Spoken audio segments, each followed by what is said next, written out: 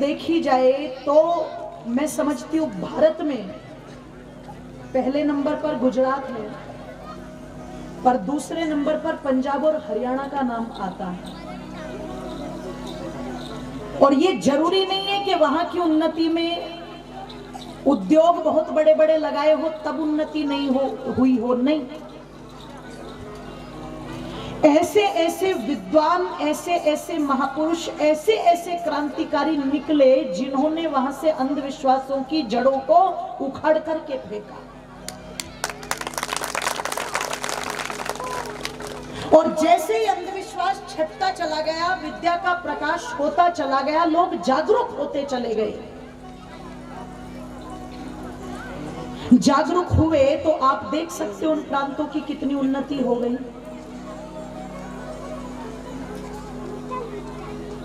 वैसे आपकी भी उन्नति होनी चाहिए। आज पढ़ा लिखा युग है, इसलिए अपनी ताकत को व्यर्थ की बातों में मत लगाओ, अपनी ताकत को अच्छी बातों में लगाओ। इस बात पर ध्यान कम लगाओ कि बेटा बीमार हो गया तो ले इसे झड़वा के ले आऊं, और कोई मौलवी थू थू करके उसे झाड़ दे और वो ठीक हो जाए। इन चीजों पर मत रख उसका ध्यान या अपना ध्यान। फलाने जी के शरीर में माता जी आ गई और तुम हाथ जोड़ के बैठ गई, माता जी बताओ मेरे परिवार में सुख शांति कैसे रहे, और वो माता जी तुम्हें ऊटपटांग तरकीब बता रही और तुम ऊटपटांग चीजों में पड़े हुए हो। बिल्कुल नहीं। तुम्हें किसी की माता, किसी के पिताजी के पीछे लगने की जरूरत नहीं है। तुम अपने माता पिता की सेवा कर लो, वो बहुत है। और तुम सही व्यवस्था के पीछे लग जाओ, वह बहुत है। इसलिए तुम्हारे बच्चे संस्कारित कैसे हो, ये चरित्रवान, ये सदाचारी, ये विचारवान कैसे बने, अगर अपनी ताकत लगानी है तो आप इसके पीछे लगाओ। मैं अपने बेटे और बेटी को पढ़ा करके सक्षम कैसे करूं? और जैसा कि मैं बार बार कहती हूं कि विद्यालय की पढ़ाई भी उनको पढ़ाओ,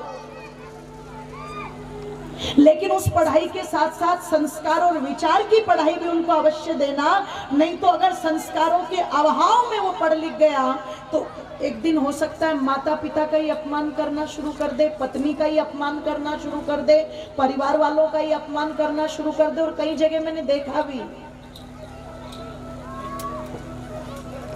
लड़का थोड़ा सा ज्यादा पढ़ लिख गया, दिखने में ठीक ठाक है, पता लगा आपके इस क्षेत्र में शादियां जल्दी कर देते हैं,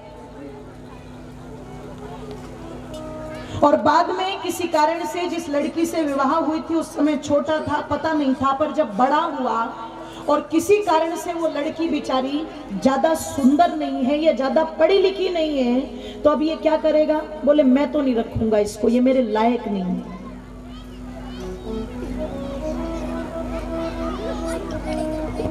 इसका मतलब यहाँ पर दो चीजें गलत हुई। एक तो माँ बाप की गलती कि तुमने इतनी जल्दी उनका रिश्ता जोड़ दिया जो आगे चल करके उनके लिए वही रिश्ता, ध्यान रखना, एक दुख का कारण बन गया। और दूसरी गलती ये हुई कि जिसके साथ में रिश्ता जुड़ा हुआ है पहले उसके स्वभाव को तो देख लेते कि वो गुण की सुंदरता को देख पा रहा है या चेहरे पर ही मरा जा रहा है केवल।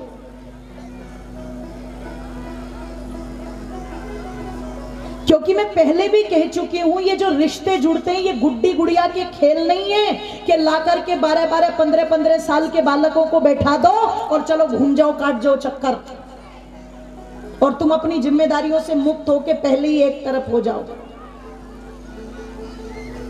क्या जल्दबाजी करने की जरूरत है? वो पढ़ लिख जाए, वो बुद्धि से विचारवान हो जाए, तब उनके रिश्तों को जोड़ने की कोशिश करो। सब समझदार लोग बैठे हुए हो आप। और ये जो कहते हैं ना कि लड़की अगर इतनी बड़ी हो गई तो गांव के लोग कहने लगते हैं, अरे भैया गांव के 10-15 लोग जो जिम्मेदार हैं, जो बड़े बुजुर्ग पढ़े लिखे समझदार हैं, क्या तुम्हारी इतनी भी ताकत नहीं कि तुम अपने गांव के अंदर कोई गलत परंपरा है उसको तोड़ सको और उसकी जगह तुम अच्छी परंपरा चला सको? जानते हो गांव में पंचायत क्यों स्थापित की जाती थी? वो इसलिए की जाती थी, अगर गांव में कोई भी गलत बात होगी तो पंचायत के सदस्य उसको रोक सकते हैं और रोक करके सही निर्णय दे सकते हैं। ये गांव के समझदार बड़े बुजुर्गों की जिम्मेदारी होती है। ध्यान अंध परंपराएं बड़े घरों से टूट भी जाती है और अंध परंपराएं बड़े घरों से बोल दो जरा चल भी जाती है। इसलिए जानते हो पहले के राजाओं को बड़ा सावधान रहना पड़ता था, आज के राजाओं को तो डालो चूल्हे में। पहले के राजा सावधान क्यों रहते थे कि जो बड़े घर से परंपराएं चलती थी उन्हीं का पालन नीचे तक किया जाता था। इसलिए जब रामचंद्र जी वन जा रहे थे ना तो दशरथ जी ने एक बात कही थी, राम वनवास तो तुम्हारी माँ ने मांगा है ना बेटे, मैंने तो नहीं दिया। तुम एक काम करो, मुझे बंदी बना के जेल में डाल दो और तुम राजा बन जाओ। आज का बेटा होता तो क्या कहता, ओहो ये तो गोल्डन चांस है, चल बापू तूने तो अपनी जिंदगी जी ली, तू तो चल जेल में, अब मुझे जीने दो, यही कहता ना आज का बेटा। पर उस समय के राम जानते हो क्या कहते, पिताजी आप मेरे पिता होकर के मुझे इस गलत परंपरा को कैसे बता सकते हो। आज मैं आपको जेल में डालूंगा, कल को मेरी संतान मुझे जेल में डालेगी और इस आर्यावर्त देश के अंदर एक गलत परंपरा को चलाने का कलंक या तो दशरथ के माथे पर लगेगा या राम के माथे पर लगेगा। क्या आप ये चाहते हो?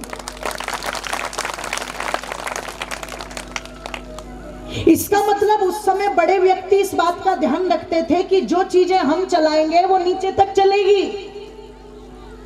अगर बड़े व्यक्ति अच्छी परंपराओं को चलाएं तो दूसरे भी उनका पालन अपने आप करने लग जाते हैं। अगर गांव के समझदार लोग, बुद्धिजीवी लोग ये निर्णय ले ले कि हम अपने बच्चों की शादी एक सही आयु पर करेंगे, उनको पढ़ा लिखा करके करेंगे, तो मैं समझती हूँ परिवर्तन अपने आप ही होता चला जाएगा। फिर किसका डर रहेगा कि गांव के लोग क्या कहेंगे। और एक बात कह दूं, सही काम में अगर आप सही कार्य कर रहे हो तो उसमें चिंता नहीं करनी चाहिए कि लोग क्या कहेंगे।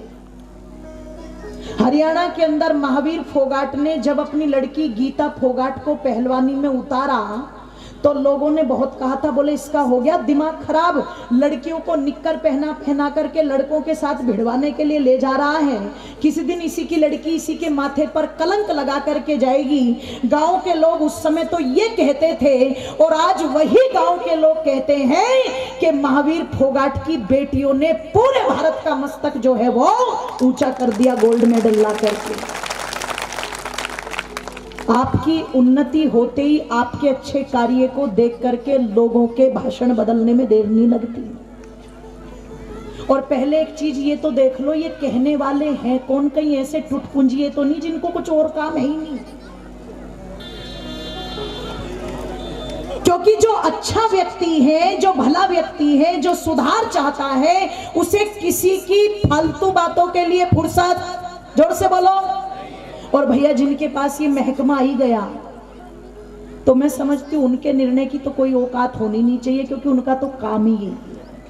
वो तो तुम अच्छा करोगे तब भी कहेंगे, बुरा करोगे तब भी कहेंगे, कुछ ना करोगे बोल दो जरा, उनका तो काम ही है कहना। ऐसों पर ध्यान नहीं देना चाहिए। पर अच्छे लोग संकल्प जरूर लें। अपने बेटे और बेटियों को तब किसी रिश्ते में बांधो जब वो जागरूक हो, समझदार हो, बुद्धिमान हो। और जो रिश्ते में बांध चुके, चाहे लड़का हो चाहे lड़की हो, फिर ये कहकर के उन रिश्तों से पीछा मत छुड़वाओ ये मेरे लायक नहीं है। ध्यान रखिएगा, लायक बनने में देर नहीं लगती। लायक बनने में देर नहीं लगती। हो सकता है जिस बहू को ये समझ रहे हो कि ये दिखने में बहुत सुंदर है और माताओं वो घर का एक भी काम ना करे, सारा दिन बैठी रहे बेड पर टीवी देखती रहे, बताओ ऐसी सुंदर बहू किसी को चाहिए क्या? जोर से बोलो। बस वो 2 दिन ही अच्छी लगेगी, तीसरे दिन तो भगवान है भगवान, ये कैसी गले में डाल दी हमारे। इसे तो अपनी सुंदरता का ही घमंड मार रहा है। पर एक बार को कोई चेहरे से सुंदर ना हो लेकिन परिवार का मान सम्मान करती है, अपने घर के प्रति समर्पित रहती हैं, अपने पति के प्रति समर्पित रहती हैं और जो गुणों की सुंदरता को अपने अंदर धारण करके चलती है, मैं समझती हूँ वो वास्तविक अर्थों में लक्ष्मी होती है। ध्यान रखना। इसलिए नारी की सुंदरता का आकलन उसके चेहरे से नहीं करना चाहिए, नारी की सुंदरता का आकलन उसके आचरण, उसके व्यवहार से करना चाहिए।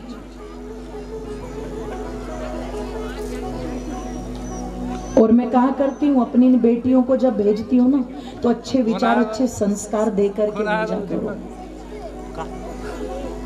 क्यों माता? एक समय था जब माताएं बेटियों को भेजती थी तो कहती थी कोई बुराई लेकर के मत आना। आज जब माताएं बेटियों को विदा करती हैं तो क्या कहती है? किसी की सुनना मत।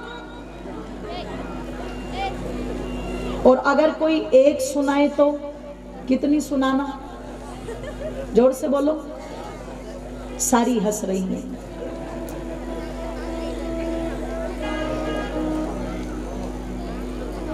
वैसे मुझे नहीं लगता इस गांव की माताएं ये कहती होंगी कि 10 सुनाना। ये तो बेचारी सारी सीधी सी बैठी।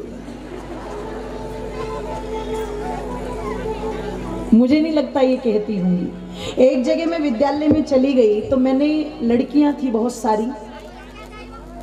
मैंने उन लड़कियों से पूछा कि जब कोई लड़की विवाह होकर ससुराल में जाती है तो वहां उसे सब अच्छा लगता है, पर एक प्राणी होता है जो उसे बिल्कुल अच्छा नहीं लगता। वो कौन होता है? तो सारी लड़कियां जो कवारी थी, छोटी छोटी थी, जानते वो क्या कहती? बोले सास। वो अच्छी नहीं लगती। इसका मतलब उनके दिमाग में पहले से ही जहर भर रखा है। पर तुम मत भरना। तुम अपनी बेटियों को अच्छे विचार और संस्कार देना। तुम ये कह करके विदा करना कि तुम सम्राज्ञी भवा है मेरी लाडली, तू रानी बन करके राज्य करना। और तुझे उनकी संपत्ति पर, उनके गहनों पर, उनकी दौलत पर राज नहीं करना है मेरी लाडो। तुझे अपनी सास के हृदय पर राज्य करना है। तुझे अपने ससुर के हृदय पर राज्य करना है।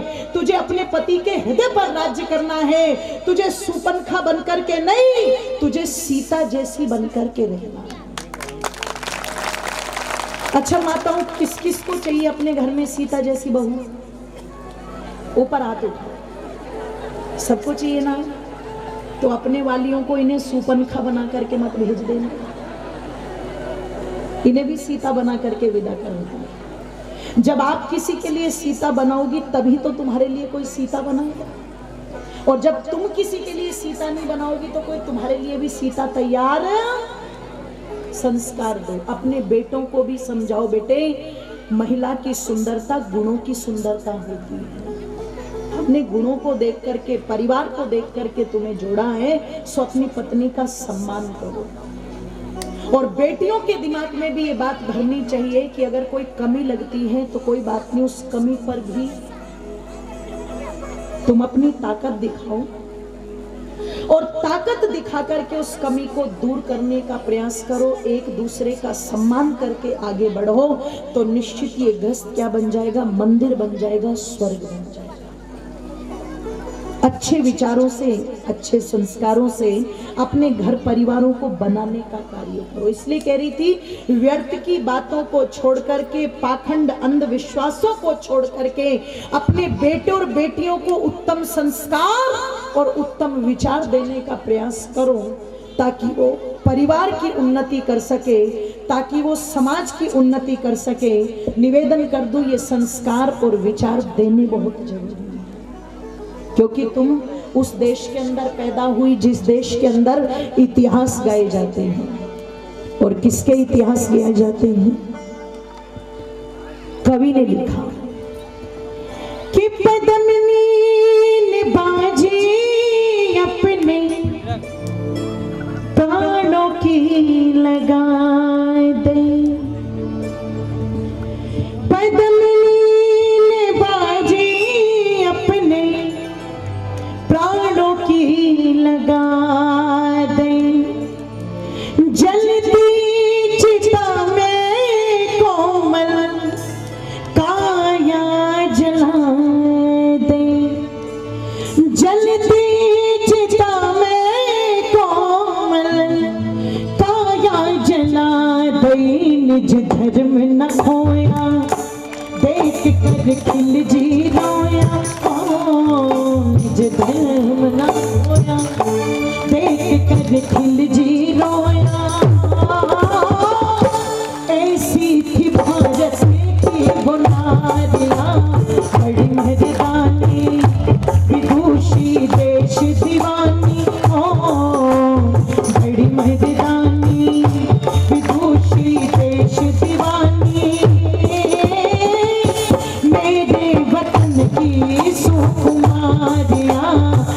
मर्दानी विदुषी देश दीवानी, मेरे वतन की सुकुमारियां बड़ी मर्दानी। दोनों हाथों को ऊपर उठा करके तालियां बजाएंगे एक साथ।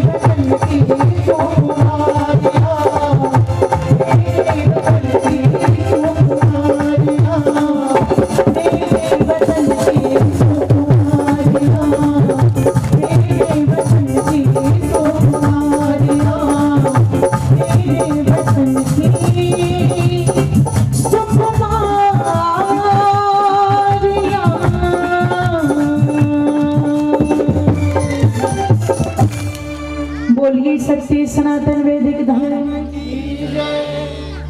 इस देश की जो नारी, इस देश की जो मातृशक्ति है, ध्यान रखिएगा। अतिथि महोदया पहुंचे हैं, एक बार जोरदार तालियां बजाकर उनका स्वागत करेंगे और कार्यकर्ताओं के माध्यम से एक व्यवस्था बनाई जाए उनको सम्मान बैठाने की। आइए, समय बहुत कम। आपके रलायती से भी कोई इंदिरा गांधी बन सकती है, प्रतिभा पाटिल बन सकती है। कल दिल्ली के अंदर लाल किले पर प्रदर्शन किया गया, तो ध्यान रखना, अब तक जिन फाइटर प्लेनों को केवल युवक उड़ाने का काम करते थे, कल एक भारत की बेटी ने अपने शौर्य का परिचय देते हुए फाइटर विमान को लहरों में, ध्यान रखना, आकाश की लहरों में उड़ा करके दिखाया है। बेटियां चाहे तो क्या नहीं कर सकती, पर उन्हें उड़ने के लिए आकाश तो चाहिएगा, उनके पंख तो खोलने पड़ेंगे। अगर तुम उनके पंखों को दबोच करके रखोगे तो कैसे खुलेंगे? इसलिए प्रयास करें गांव के समझदार लोग कि अपने इन बच्चों को संस्कार और विचार दो। निवेदन कर दूं, आगे बढ़ने के लिए रास्ते खोलो, केवल कूप मेंढक की तरह इनको यहीं तक सीमित रखने का प्रयास मत करो, क्योंकि युवा जो होता है वो ताकत होता है समाज की। छोटे बच्चों को ये उपदेश नहीं दिया जा सकता, वो समझेंगे नहीं। और बुजुर्गों की तो मैं बात ही क्या करूं, क्योंकि उनके तो घुटनों के ग्रीस खत्म हो गए, तो अब उनसे क्या कहा जाए। लेकिन युवा, जो नौजवान हर समय नो का नो ही रहता है, ध्यान रखना, नोई का नो, नो दुनिया 18, 8 और 1 9 3 36 6 और 3 इसे आगे तक पढ़ते जाओ, ये नो का नो ही रहेगा, ना घटेगा ना बढ़ेगा। नौजवान अपने आप में पूरा होता है। इसलिए जिस गांव का नौजवान जागरूक है, जिस समाज का नौजवान जागरूक है, जिस राष्ट्र का नौजवान जागरूक है, उसकी उन्नति अपने आप हो जाती है। आवश्यकता है इन युवक और युवतियों को जागरूक करने की, और गलत दिशा में नहीं, अच्छी दिशा में जागरूक करने की। उसके लिए एक बार जोरदार तालियां आदरणीय भ्राता प्रहलाद जी के लिए बजाइएगा, जो एक पहल करना चाह रहे हैं इस गांव के अंदर कामधेनु विद्यापीठ के माध्यम से। जिस विद्यापीठ का उद्देश्य है संस्कारित युवक और युवतियों का निर्माण करना, उत्तम शिक्षा देकर के उन्हें जागरूक बनाना। और अगर इतने वेल एजुकेटेड होकर के इन्होंने अपना समय इसी गांव के लिए खपाया, चाहते तो नौकरी कर सकते थे, प्रोफेसर बन सकते थे। He is very well educated, आप सब जानते हैं। ऐसा भी नहीं कि गिरे पड़े घर के हो, गांव के एक जमींदार हैं, जाने माने व्यक्तित्व हैं, पर फिर भी निर्णय लिया कि नहीं, नौकरी नहीं करनी है, केवल अपना उद्देश्य पैसे के पीछे नहीं रखना है। जिस गांव में मैं पैदा हुआ, जिस भूमि में पैदा हुआ, उस भूमि के प्रति अपने कर्तव्य दायित्व को निभाऊंगा। और जहां लोग केवल व्यक्तिगत उन्नति करने में ताकत लगाते हैं, वहां ये सारी ताकत आपके इस गांव की उन्नति के लिए लगा रहे हैं। इसलिए तरह तरह के प्रकल्प चलाना चाहते हैं। और मैं पूछ रही थी, भैया जो प्रकल्प आप चला रहे हैं, इसमें आपको कुछ सहयोग भी मिल रहा है या अकेले ही लगे पड़े हो? तो कह रहे थे नहीं बहन, सहयोग भी मिल रहा है। मैंने कहा जिस विद्यापीठ की आप बात कर रहे थे कि गांव में इस प्रकार का विद्यालय होना चाहिए जो आपकी बोर्ड की शिक्षा के साथ साथ संस्कार भी दे, तो उसके लिए आपके पास जगह किसी ने दी आपको? तो बोले नहीं, ऐसी तो व्यवस्था नहीं है। तो मुझे लगा कि क्या रलायती के अंदर कोई ऐसा भामाशाह है ही नहीं। भैया निकल के तो आओ, क्योंकि आप अपने लिए, अपने बच्चों को, केवल अपनी संतानों को दे करके जाओगे तो वो उन्हीं तक सीमित रहेगी। पर ध्यान रखिएगा, जिन्होंने समाज हित के लिए कुछ दान कर दिया, कुछ दे दिया, पीढ़ी दर पीढ़ी तक वो चीजें मरती नहीं है। इसलिए बहुत सारे लोग ऐसे होते हैं, जैसे भामाशाह के विषय में कहा जाता है, मैंने बताया भी था बड़ौद में, महाराणा प्रताप के लिए अपने खजाने खोल दिए थे। कर्ण को कहा जाता है, ध्यान रखना, इतना बड़ा दानी था कि युधिष्ठिर को धर्मराज कहते हैं लोगों।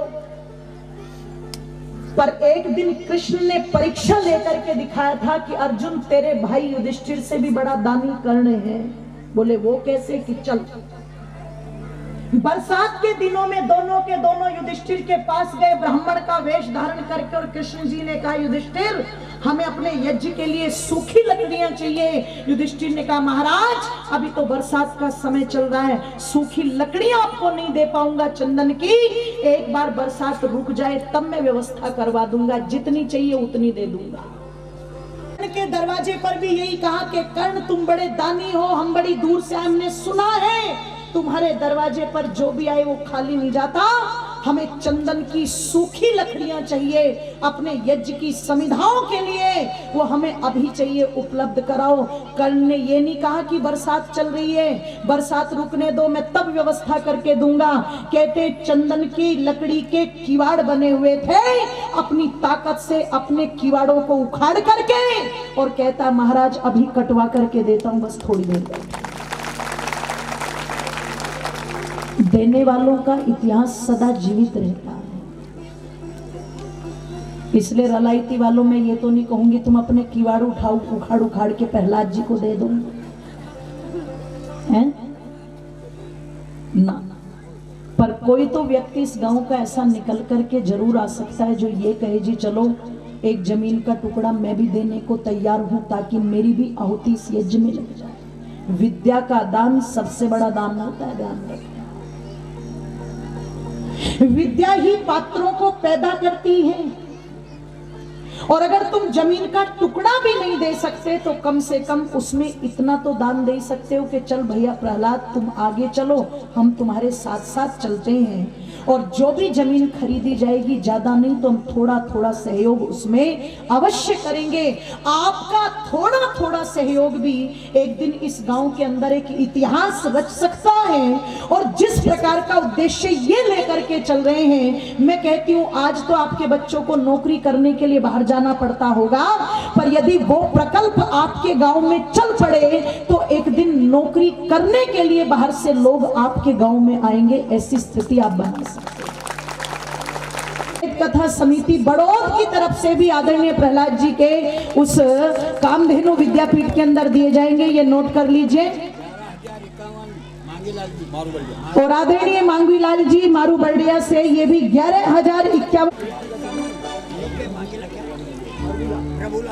आदरणीय प्रभुलाल जी, वो दिन दूर नहीं है ना? कामधेनु विद्यापीठ तो अगले साल ही उद्घाटन कर ही देना, आप कोई दिक्कत नहीं, ठीक है ना? और उसके प्रकल्प आगे आगे आप चलाना। तो मैं बता रही थी, एक चिड़िया चोंच में पानी भर करके आग पर डालती, तो जो भी पक्षी छोड़ छोड़ के भाग रहे थे उन्होंने कहा क्या कर रही है तू, क्या कर रही है, चल जंगल में आग लगी है। इसने कहा ना, मैं आग बुझाऊंगी। उन्होंने कहा तू हो गई पागल, तेरी चोंच इतनी छोटी सी और 2 बूंद पानी से ये जंगल की लगी हुई आग बुझ जाएगी क्या? बिल्कुल नहीं बुझेगी। चिड़िया ने कहा मैं जानती हूं, मैं जानती हूं कि मेरी चोंच में आने वाले पानी से जंगल की आग बिल्कुल नहीं बुझेगी, पर शायद ये तुम नहीं जानते कि जिस दिन इस जंगल का इतिहास लिखा जाएगा और इस आग की चर्चा आएगी तो मेरा नाम आग लगाने वालों में नहीं आएगा, मेरा नाम आग बुझाने वालों में आएगा। ये होती है भावना, और जब इस भावना से कोई काम होता है ना तो ध्यान रखिए बड़े बड़े काम हो जाते हैं। जैसे बाबूलाल जी खेड़ी है ना, राजी थाना से 2700 रुपए देने की घोषणा कर रहे हैं। भैया इनका भी नाम 4 रुपए की घोषणा उन्होंने की है, वो 21,000 रुपए की राशि देकर के आदरणीय प्रहलाद जी का आज सम्मान करेंगे, सहयोग करेंगे। मैं चाहती हूँ परमात्मा की कृपा से आप सबके भाव जागे और आप इस प्रकल्प में अपनी राशि देकर के ये काम करो। आपके गांव के युवक और युवती अच्छी शिक्षा बनाना है, इसको संकल्प ले लो आप। और जब संकल्प ले लोगे तो देर नहीं लगेगी। क्यों? बहती नदी की धार से ठंडी हवा आती तो है, बहती नदी की धार से ठंडी हवा आती तो है, नाव जर्जर ही सही लहरों से टकराती तो है, और एक चिंगारी कहीं से ढूंढ कर लाओ तो तुम कर दो, फिर देखो गांव का नक्शा बदलने में देर नहीं लगेगी। इसलिए कहा कि उठो वेदिक जो सोते हैं उनको जगा दो, जे बोलो ऋषि दयानंद की, जे बोलो ऋषि दयानंद की, जे बोलो ऋषि दयानंद की, जे बोलो ऋषि दयानंद की।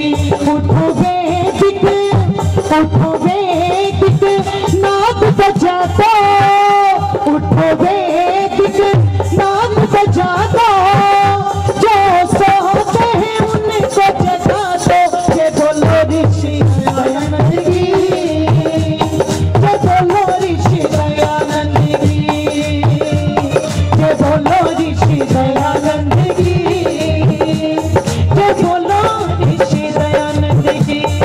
दोनों हाथों को एक साथ ऊपर उठा करके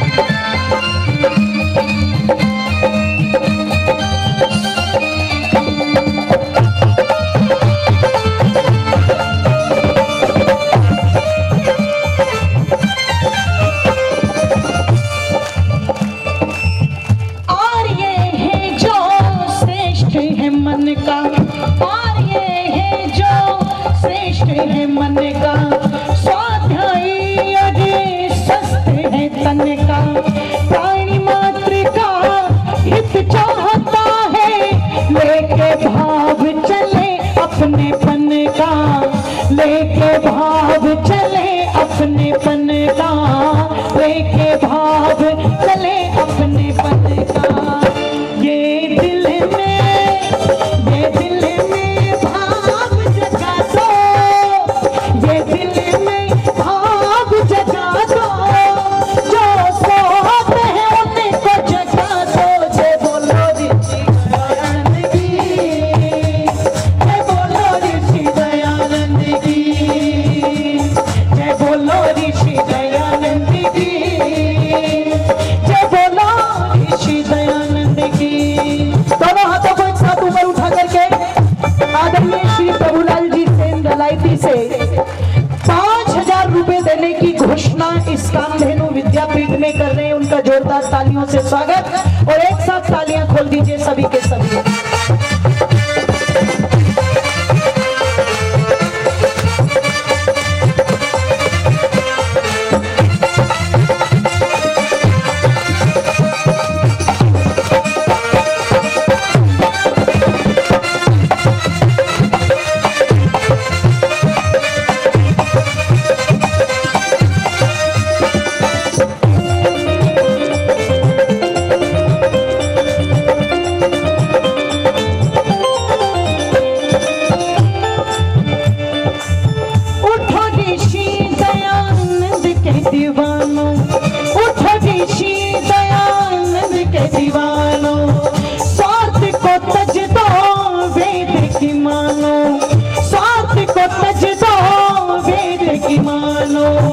विश्व शांति के अग्रदूत हो, कर्मठे अपने को पहचानो, कर्मठे अपने को पहचानो, कर्मठे अपने को पहचानो।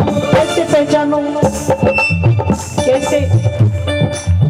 तुम महाराणा प्रताप के वंशज, तुम बप्पा रावल की संतानें हो, तुम राणा संघा की संतानें हो। तुम्हारे पूर्वज इतने महान कार्यों को करके चले गए, ये तो बहुत छोटा सा काम है। तुम चाहो तो क्या नहीं कर सकते? एक विद्यापीठ क्या, तुम यहाँ कहीं विद्यापीठ खड़ी कर दो, तुम चलो तो सही और कह देना प्रहलाद जी तुम संघर्ष करो और हम तुम्हारे। क्यों? कि तुम चाहो तो पत्थर को भी मोम बना सकते हो, और तुम चाहो तो खारे जल को सोम बना सकते हो। अरे तुम चाहो तो बंजर में भी बाग लगा सकते हो, और तुम चाहो तो पानी में भी आग लगा सकते हो। तुम जो चाहो सो कर सकते हो। Nothing impossible, everything is possible. सब कुछ संभव है, बस चलो तो सही नेक नियति के साथ। इसलिए कहा उठो देसी दयानंद के दीवानो, स्वार्थ को तज दो वेद की मानो, विश्व शांति के अग्रदूत हो, कर्मठे अपने को पहचानो, कर्मठे अपने को पहचानो, कर्मठे अपने को पहचानो। तुम ओम का त्यागे ओम का, तुम ओम का ध्वज लहरा दो, तुम ओम का ध्वज लहरा दो, जो सोते हैं उनको जगा दो। जय बोलो ऋषि दयानंद की, जय बोलो ऋषि दयानंद की, जय बोलो ऋषि दयानंद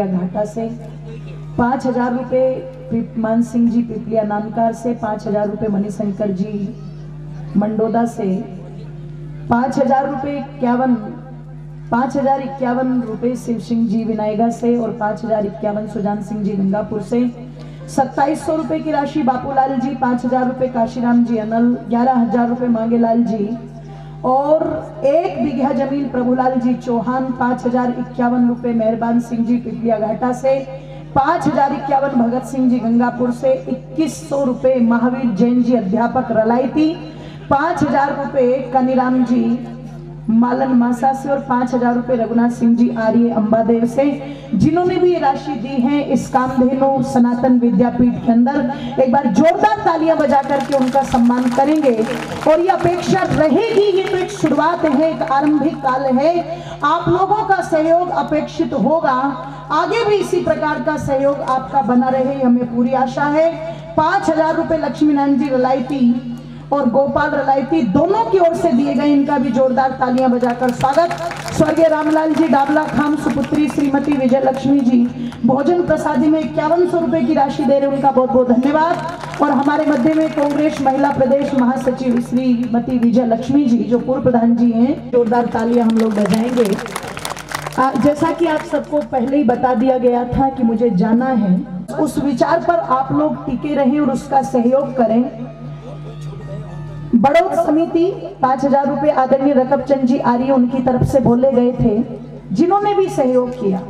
आपने मेरे एक बार कहने से अगर इतना बड़ा साहस दिखाया है तो मुझे पूरी आशा है कि शीघ्र अति शीघ्र यहाँ पर ये सब विचारधाराएं फलीभूत होंगी। जिस नेक नियति से आप सहयोग करेंगे, प्रहलाद जी कहाँ गए, उसी नेक नियति से आपको चलना है भैया, है ना, और उसी नेक नियति से आपको वो कार्य करके दिखाना है कि इस गांव के युवक और युवती उस विद्यापीठ से संस्कारित होकर के निकले।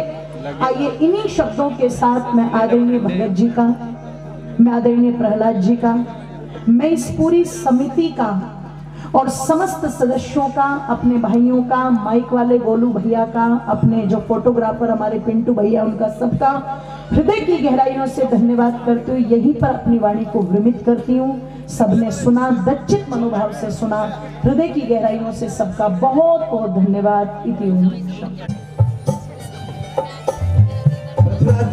पृथ्वीराज जी आप भी आए।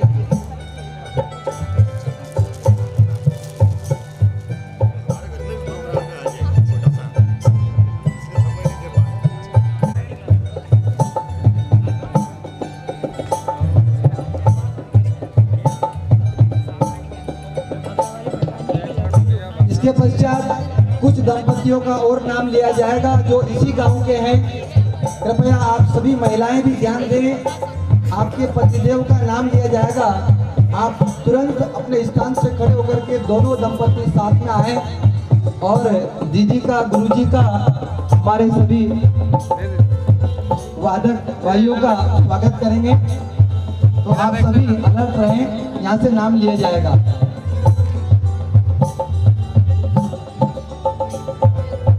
प्राथमिक विद्यालय की विद्यापीठ प्राप्त हुए हैं, आपका बहुत बहुत धन्यवाद।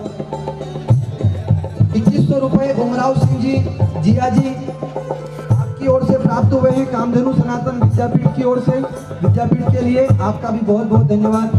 5,000 रुपए चक्कर सिंह पिपलिया घड़ी आपसे भी कामधेनु सनातन विद्यापीठ हेतु प्राप्त हुए हैं, आपको भी।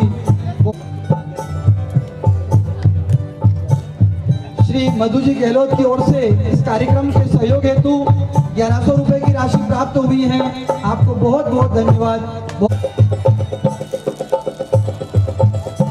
इसके पश्चात आप भी अपनी पत्नी के साथ आए और हमारे मध्य में उपस्थित हमारे तबला वादक श्री पेट वादक संजय जी उपाध्याय का स्वागत करें।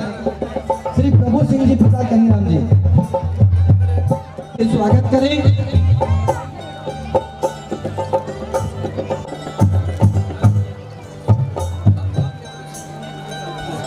500 रुपए उमराव सिंह जी अध्यापक ग्राम बरखेड़ा से कामधेनु सनातन भी अपनी पत्नी सहित आए और दीदी का सम्मान करेंगे।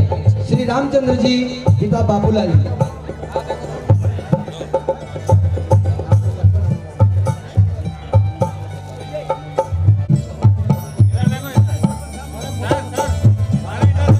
शिव सिंह जी सरपंच साहब और गुरुजी और दीर्घता से मंच की ओर आएंगे और गुरुजी और दीदी का सम्मान करेंगे।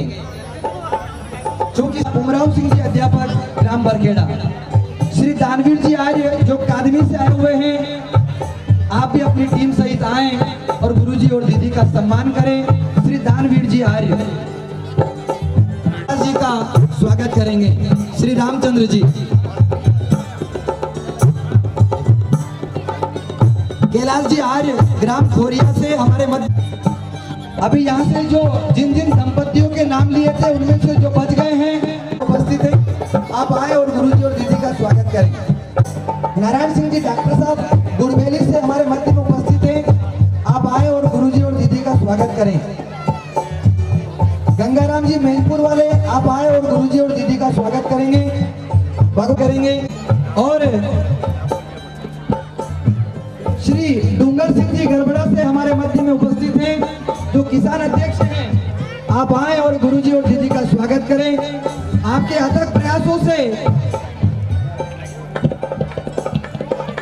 गौशालाएं चल रही हैं, गायों की लोग सेवाएं कर रहे हैं, आपका बहुत बहुत धन्यवाद।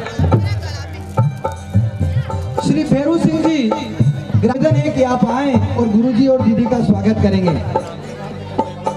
श्री फेरू सिंह जी ग्राम कादमी,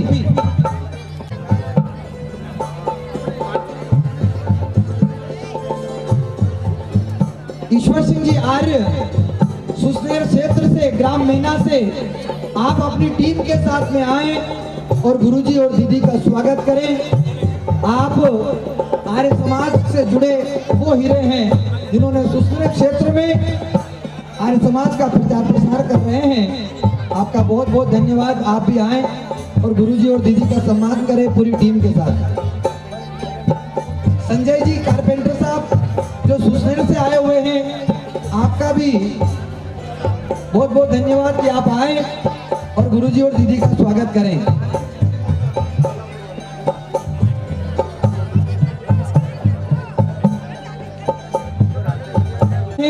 कि आप अपनी पत्नी सहित आए और गुरुजी का दीदी का सम्मान करेंगे।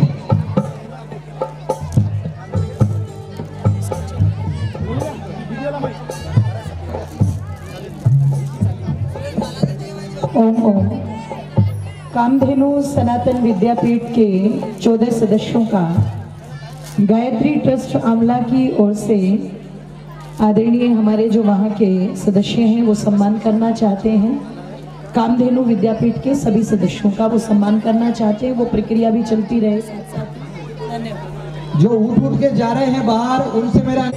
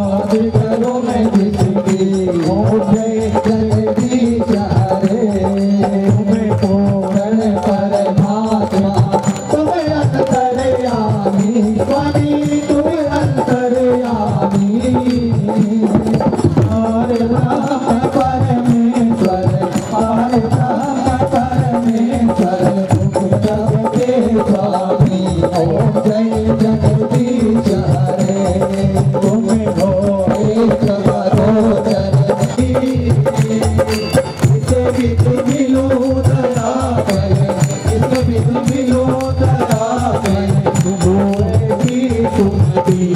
ओम जय जगदीश हरे। पांडव दुख हरता तुम राक्षस मेरे, स्वामी तुम राक्षस मेरे। अपने हाथ उठाओ, अपने हाथ उठाओ, मार भला में तेरे। ओम जय जगदीश हरे। विजय विकार मिटाओ, पाप हरो देवा, स्वामी पाप हरो देवा। श्रद्धा भक्ति बढ़ाओ, श्रद्धा भक्ति बढ़ाओ, संतन की सेवा। ओम जय जगदीश हरे। धन जो कुछ है सब कुछ है तेरा, स्वामी सब कुछ है तेरा। तेरा तुझको अर्पण, तेरा तुझको अर्पण, लाला रे मेरा। ओम जय जगदीश हरे। जय जगदीश हरे, स्वामी जय जगदीश हरे। भक्त जनों के संकट जात जनों के संकट जड़ में दूर करे। ओम जय जगदीश हरे। ओम जय जगदीश हरे। ओम जय जगदीश हरे।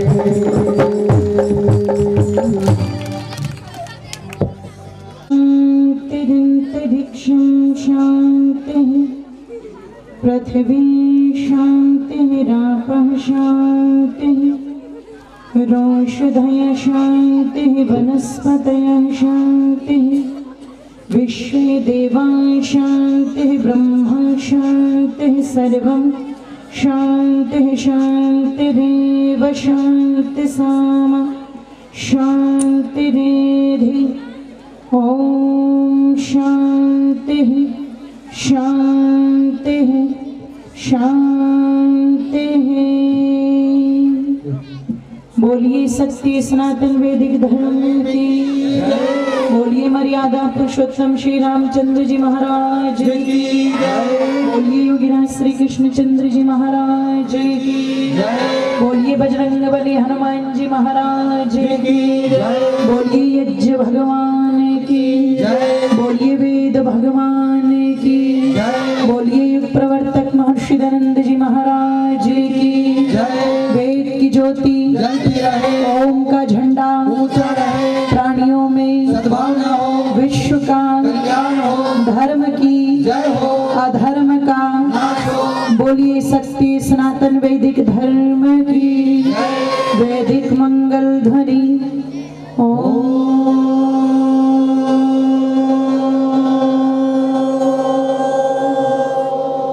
वैदिक अभिवादन सभी को सादर नमस्ते।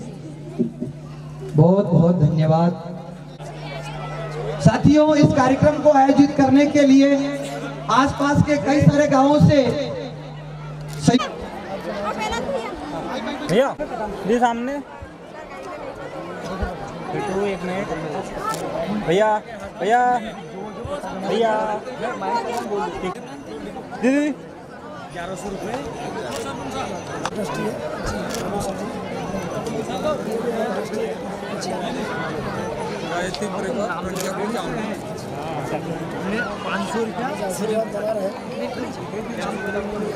प्रहलाद जी के साथ है हम सब लोग। जी बिल्कुल, बहुत अच्छा कार्य कर रहे हैं।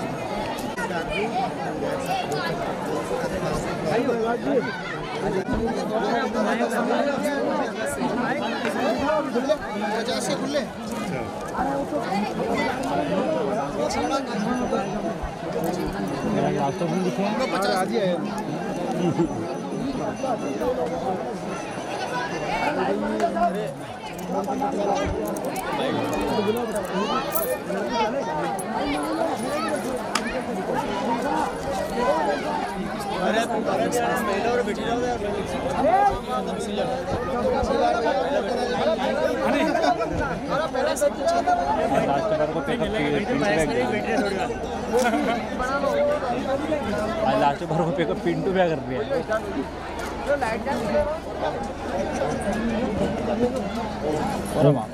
आपका बहुत बहुत धन्यवाद। ये इनकी शपथ में आपकी सबकी शपथ भी है, जुड़ जाएगी।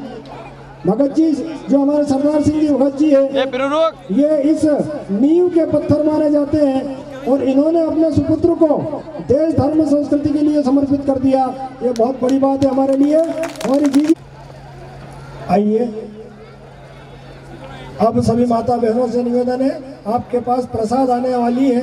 जब तक आप मन ही मन इन 14 नौवीरों के लिए 14 वीरों के लिए आप सारे सामने देखेंगे कौन एरिया।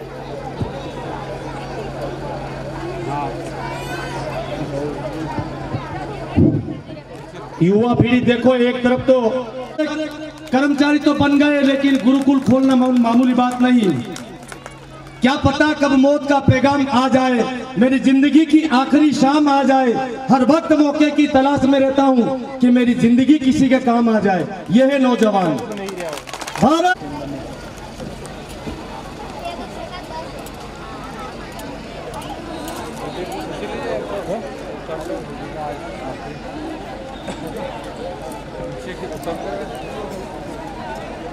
इस कार्यक्रम के अंदर सुंदरता लाने वाले जो कन्नड़ क्षेत्र से हमारे मध्य में पिछले 5 दिनों से हैं, भैया गोलू जी गुप्ता साउंड वाले, आपका बहुत बहुत धन्यवाद। सभी माताओं से और सभी भाइयों से मैं आग्रह करूंगा कि हमारे साउंड मास्टर श्री गोलू जी गुप्ता के लिए जोरदार ताली हो जाए। जितने भी आदमी इधर उधर खड़े हैं, सारे के सारे व्यवस्था में लग जाए। माता बहनों की पंगत कर दी है, आप इनको जल्दी से जल्दी परोसने का काम करें। ईश्वर सिंह और भी बहुत सारे जितने में अलग अलग समिति के लिए 101 रुपए दिए गए हैं। जैसा कि हमारे बच्चों के चेहरों पे 1100 रुपए कामधेनु सनातन विद्यापीठ हेतु श्री गोवर्धन सिंह आर्य ग्राम। सभी ध्यान दें माताएं बहने, ये जो कारपेट है ये बड़ी मुश्किल से साफ होता है जिस पे आप बैठे हो, तो कृपया भोजन करते। सभी माताएं बहने ध्यान दें, पत्थर धुने साइड में डालना है, कुंडा मेली में लिया है और चलो नहीं करना यहाँ। वो भोजन करने के तत्पश्चात अपने अपने पत्थर दोनों उठाकर जो पास में जो कुंडे रखे हैं उसको डालने का।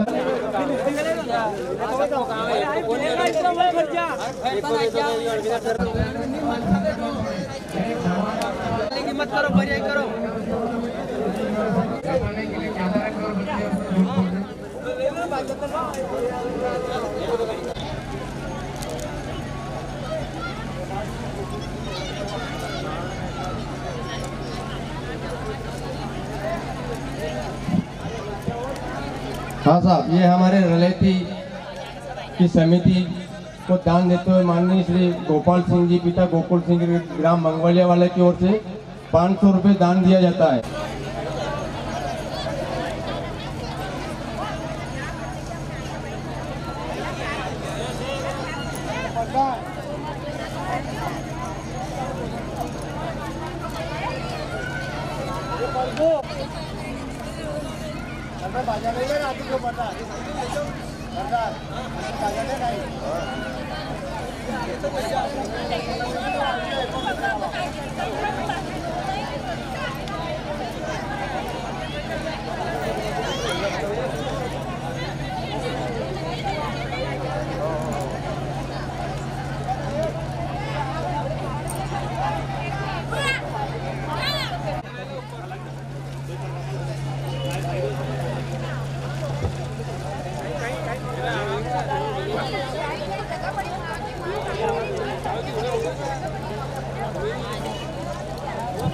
सुजान सिंह की सेठ साहब उधर से चावल वाले को भेजना, तो भेजो चावल वाले को।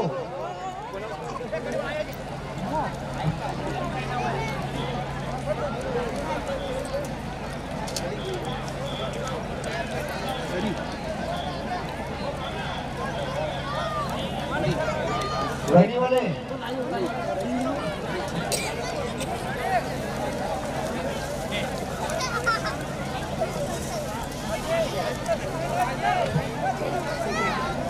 महिला बहनों की सभी से निवेदन है कि जो पहले भोजन होगा वो कर रहे हैं खांसी लगाने के लिए बैठे हैं, सभी महिला एक साथ भोजन करके उठेंगी ताकि उसमें व्यवस्था बनी रहे।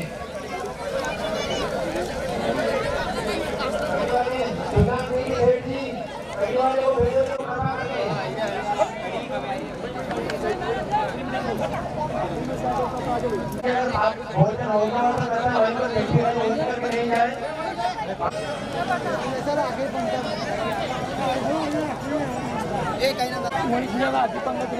आती कौन सी वाली लाइन बता इधर से। अरे भाई ले ले आगे चलो था कहीं बताया नहीं तीसरी बरोबर नहीं शांति बनाए आराम से भोजन करें, जल्दी नहीं है हम लोग 10 मिनट लगेगा 20 मिनट में आ जाए। जगदीश जी वंश साहब आजू-बाजू 2 व्यक्ति बैठे हैं, उठ रही है और व्यवस्था करते हैं। आप अकेले बैठिए, दोनों उठ रही है। व्यवस्था की व्यवस्था पर की जरूरत पड़ रही है बहुत ज्यादा। हमारे गोपाल सिंह जी भाई साहब हाथ जोड़ के निवेदन है, हमारे जगदीश सिंह जी बाला साहब हाथ जोड़ के निवेदन कर रहे हैं। सिर्फ आप 10 महिलाओं में लगते हैं आप, क्योंकि इधर कई बैठी हुई है। थोड़ा सा समय दे दीजिए, बहुत बहुत धन्यवाद होगा आपका।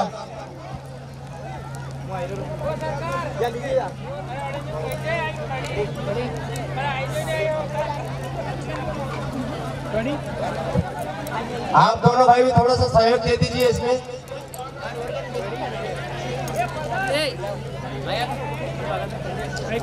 ये जो सब्जी लेकर के आ रहे हैं बाल्टियां भर कर जाए, बाल्टियां भर के जाए, इसमें कम ज्यादा आ जाएगी।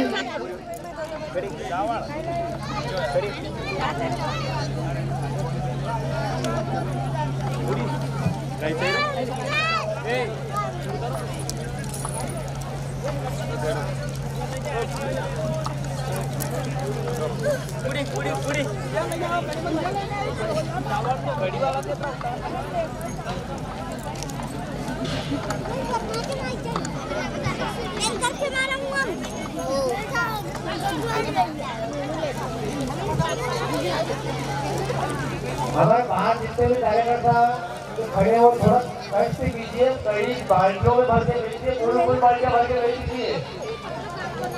ये कमंडल में जो कड़ी आ रही है इससे कड़ी भर के बाल्टी भर के भेज दो, पूरी बाल्टी भर के भेजिए आप।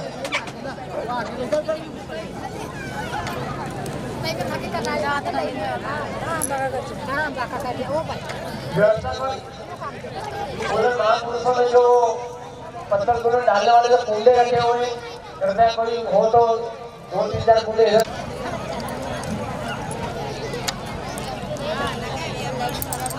हमारी माता बहनों से निवेदन है कि अपने पत्थर पे भोजन छूटा नहीं छोड़े, भोजन अपने को लगे उतना ही ले। पीछे गरीब कृपा करके आप खराब ना करें, जितना भी ध्यान रखने की कोशिश करें। पत्थर में डालने वाले जो कुंडे रखे हुए हैं, अगर किसी को थोड़ा सा समय मिले तो 2-3 कुंडे अपने महिलाओं के पास में ला करके रख दे, ताकि महिलाएं भोजन करके अपने पत्थर दोनों उठा करके उसमें डाल देंगी।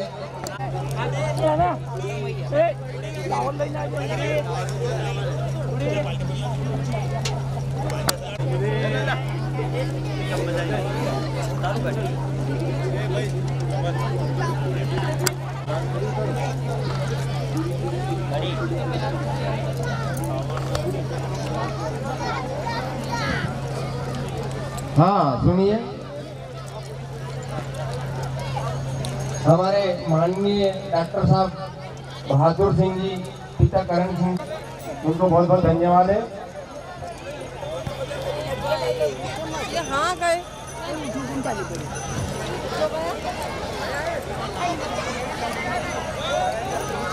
हमारे कार्यकर्ता जो भी उधर किसी को समय मिले तो